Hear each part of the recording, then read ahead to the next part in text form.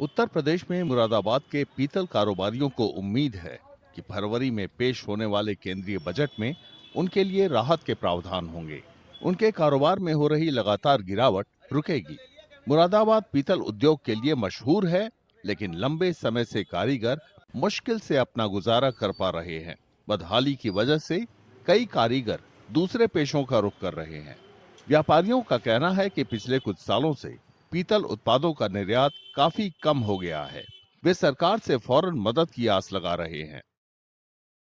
इस बार बहुत डाउन है शहर की कंडीशन, और जो रेट भी बहुत ज़्यादा इंक्रीज हो रहे हैं, उससे ज़्यादा बहुत फ़र्क पड़ रहा है। गवर्नमेंट को चाहिए इस पर ध्यान दें। कारीगर लोग काफ़ी परेशान हैं और अदर काम में आ रहे हैं वो लोग अपना काम छोड़ के। तो सरकार को ये चाहिए भाई इस पर ध्यान दें ताकि ये काम फिर से उठे, तरक्की करे। मैं मुरादाबाद से आता हूँ। यहाँ पर पीतल नगरी के नाम से पूरी दुनिया में हमारा शहर मशहूर है, लेकिन आज इंडस्ट्री की हालत यह है कि मैं समझता हूँ कि 100% जो काम कभी हुआ करता था वो आज 40% रह गया है।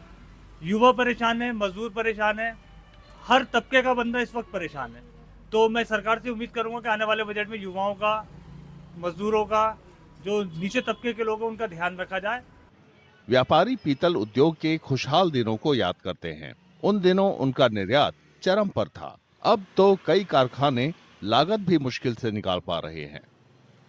पिछले कई सालों से हम देख रहे हैं कि जो एक्सपोर्ट पूरी दुनिया में होता था यहाँ 100%, आज की डेट में वो मुश्किल से मेरे हिसाब से 25 से 30% रह गया।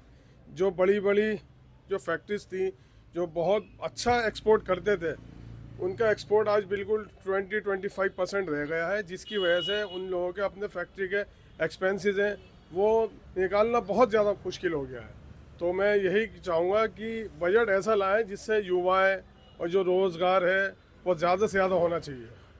पीतल व्यापारियों का कहना है कि पहले सरकार प्रोत्साहन देती थी, इससे कच्चे सामानों की लागत कम करने में मदद मिलती थी।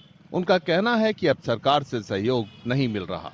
जो मुरादाबाद का निर्यात है वो बहुत मुश्किल हालात में चल रहा है, क्योंकि पहले ड्रॉबैक मिलता था, इंसेंटिव्स मिलते थे, लगभग 12.5% ड्रॉबैक मिलता था, और उसके अलावा 7% जब फॉरेन एक्सचेंज आती थी भारत में विदेशी मुद्रा, तो उसको BRC बनवा के, बैंक रियलाइजेशन सर्टिफिकेट, 7% का फोकस लाइसेंस और मिलता था।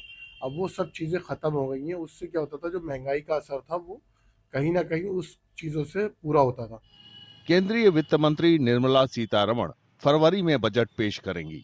मुरादाबाद के पीतल व्यापारियों को बेसब्री से बजट का इंतजार है। पीतल उद्योग में नई जान फूंकने का कोई भी प्रावधान उनके लिए बहुत बड़ी खबर होगी।